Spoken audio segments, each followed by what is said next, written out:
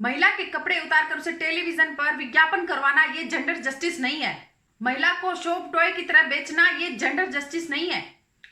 अगर इन tie pant वालों को हमारा तुलनात्मक अध्ययन करना है तो 1947 की बात को छोड़ दीजिए, उसे भूल जाइए। हमारे यहाँ तो जब अहिल्याबाई होलकर बहुत छोटी सी थी तब से उन्होंने राज संभाल लिया था। उन्होंने राष्ट्र भी चलाया और राज भी चलाया। उनकी शादी में उन्हें जो मुंह दिखाई में जितने पैसे मिले थे, उन्होंने उन सब पैसों से उत्तर प्रदेश में जाकर के, काशी में जाकर के, वाराणसी में जाकर मंदिरों का उद्धार किया, मंदिरों का निर्माण करवाया, उन्हें ठीक करवाया और काशी विश्वनाथ के मंदिर की भी स्थापना करवाई।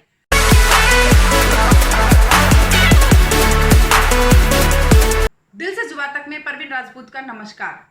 जब हम अपने घर में कोई पूजा करते हैं, कोई छोटी सी भी पूजा करते हैं और उसके अंदर जब कोई विघ्न पड़ जाता है, कोई रुकावट आ जाती है, तो हमारे पंडित जी कहते हैं कि नहीं, आज दिन शुभ नहीं है, आज ये पूजा सफल नहीं हो पाएगी, आज हम ये पूजा नहीं करते। तो हम अपनी इस पद्धति को मानने वाले, हजारों वर्षों से हम अपनी सनातन पद्धति को मानने वाले सनातनी एक बार अपने दिल पर हाथ रख करके सोच करके देखो। जब हम अपने बाबा विश्वनाथ के दर्शन के लिए जाते हैं तो वहां पर एक बात जो आपके दिल को नहीं कचोटती, वो ये कि जो बाबा विश्वनाथ हैं वो अपने नंदी को ढूंढते हैं और नंदी की आंखें बाबा विश्वनाथ को ढूंढती हैं और उसके सामने बाबा विश्वनाथ की जगह पर एक कचरे का ढेर खड़ा कर दिया है। और जब तक बाबा विश्वनाथ की जगह पर नंदी के सामने से वो कचरे का ढेर नहीं हटेगा, तब तक बाबा विश्वनाथ की कृपा पूरे भारतवर्ष पर हो ही नहीं सकती। और उस कचरे के ढेर को हटाने के लिए अब हमें जय श्री राम का नारा नहीं लगाना है, बल्कि अब हर हर महादेव का नारा लगाना है। और उस नारे में इतना दम होना चाहिए कि उन लोगों को पता चल जाए जिन्होंने बाबा विश्वनाथ की जगह पर वो एक कचरे का ढेर बना करके खड़ा किया है कि अब जय श्री राम का काम पूरा हो चुका है। अब ये सनातनी हिंदू, भारत के सनातनी हिंदू अब बाबा विश्वनाथ की तरफ बढ़ चुके हैं। उन्हें बैठने मत दीजिए, बार बार विश्वनाथ में जाइए, बार बार काशी में जाइए और उस नंदी की आंखों में देखिए जो चल नहीं सकता लेकिन भारत के संविधान के पेज नंबर 3 के ऊपर बैठा हुआ है। हम भारतीयों को हमारे भारत के ओरिजिनल संविधान के बारे में नहीं मालूम है, क्योंकि हमें बताया नहीं गया। हमारे भारत का ओरिजिनल संविधान लोकसभा के अंदर हीलियम गैस में रखा हुआ है। हमारी सरकार को चाहिए कि हमारे संविधान की, ओरिजिनल संविधान की कॉपी सभी भारतीयों को मिलनी चाहिए, जिससे हमें यह मालूम हो सके कि हमारे ओरिजिनल संविधान के अंदर क्या क्या है, बाबर ने क्या किया, औरंगजेब ने क्या किया। इस बात को थोड़ी देर के लिए छोड़ दीजिए और 1947 के बाद जो उनके जो वंशज थे उन्होंने आपके साथ क्या किया, एक बार उनके उस जघन्य अपराध के बारे में सोचिए।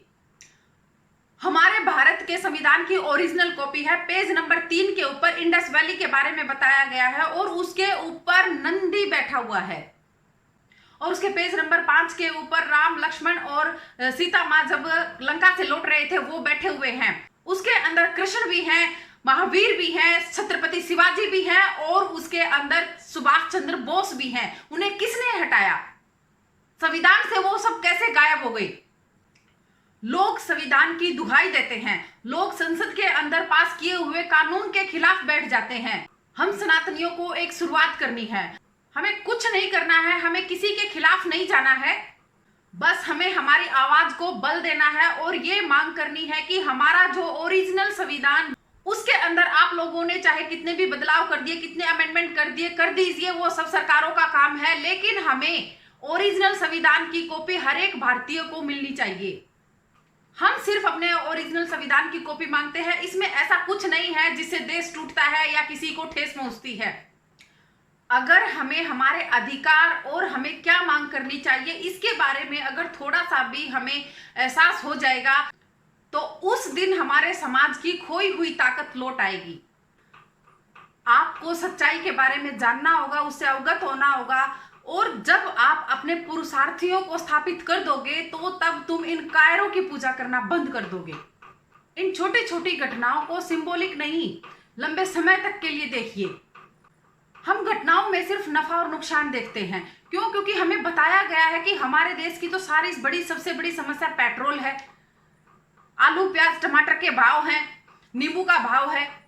पूरी दुनिया में आप कहीं भी देख लीजिए, ऐसा कोई समाज नहीं मिलेगा जो आलू प्याज टमाटर और पेट्रोल की कीमत के लिए सत्ता को बदल देता है। हमें बताया गया कि भारत बहुत बैकवर्ड है, भारत में कोई जेंडर जस्टिस नहीं है। और हमें ये बातें कौन बता रहा है?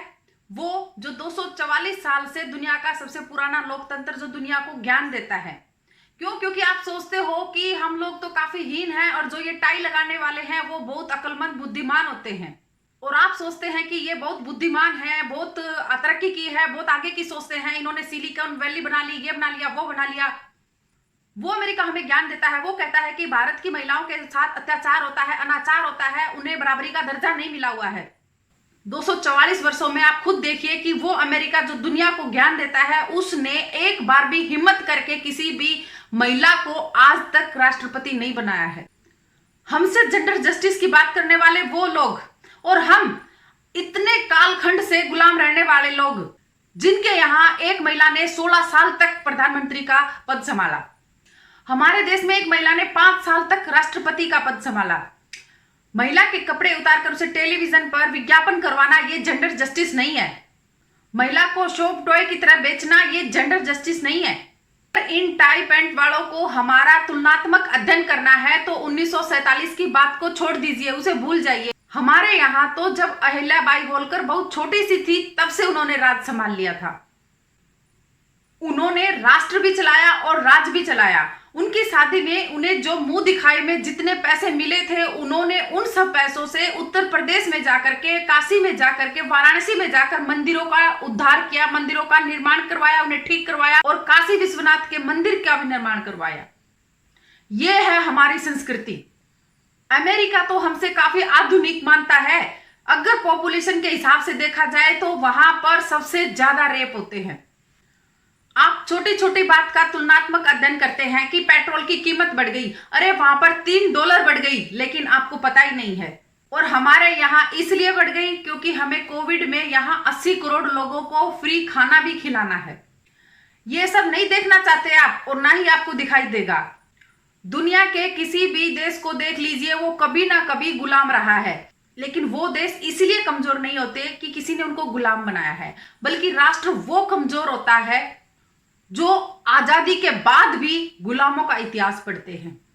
और हम लोग इतने दीनहीन और इतने लाचार हो गए कि 1976 में हमारे लिए एक जादू किया गया और एक नया कानून लाया गया कि ये देश सेकुलर होना चाहिए, और 1976 में हमारे प्रियम्बल के अंदर सेकुलर शब्द रख दिया गया और हमें सेकुलर बताया गया।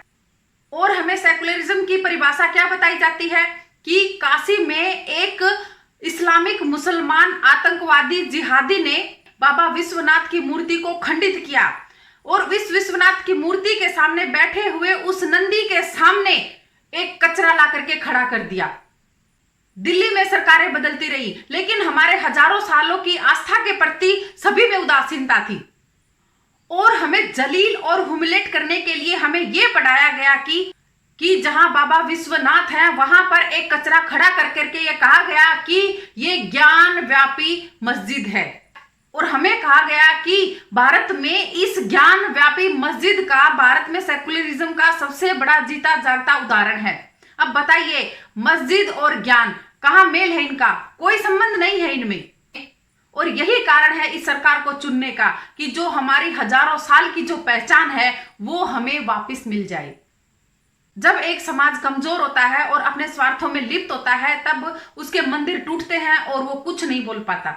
और अब देखिए, जब सुप्रीम कोर्ट इसके ऊपर जब कोई संज्ञान लेता है, तो 1 साल पहले भी इसके ऊपर सुप्रीम कोर्ट ने संज्ञान लिया था, लेकिन क्या हुआ? अभी तक कोई असर इसका दिखाई नहीं दिया। और अब जब सुप्रीम कोर्ट इसके ऊपर संज्ञान ले रहा है, कल 6 मई है, और 6 मई को जब हमारे सुप्रीम कोर्ट ने कहा है कि उसके अंदर जाकर के उसकी वीडियोग्राफी की जाएगी, तो मुसलमान हमें खड़ी धमकी दे रहे हैं। वो कहते हैं कि हमारी लाशों के ऊपर से जाना होगा।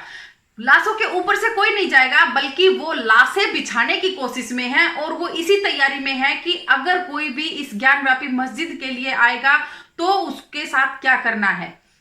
क्यों? वो इस चीज से डरते हैं कि अगर यहाँ पर फोटोग्राफी की गई, यहाँ पर सुप्रीम कोर्ट के कोई लोग यहाँ चेक करने के लिए आए, और ये सच सामने आ जाएगा कि हमारे जो ज्योतिर्लिंगों में से 12 ज्योतिर्लिंगों में से बाबा विश्वनाथ का जो ज्योतिर्लिंग है, जो 100 फुट लंबा है, उसके ऊपर उसे तोड़ करके उसके ऊपर ये मस्जिद बनाई गई है।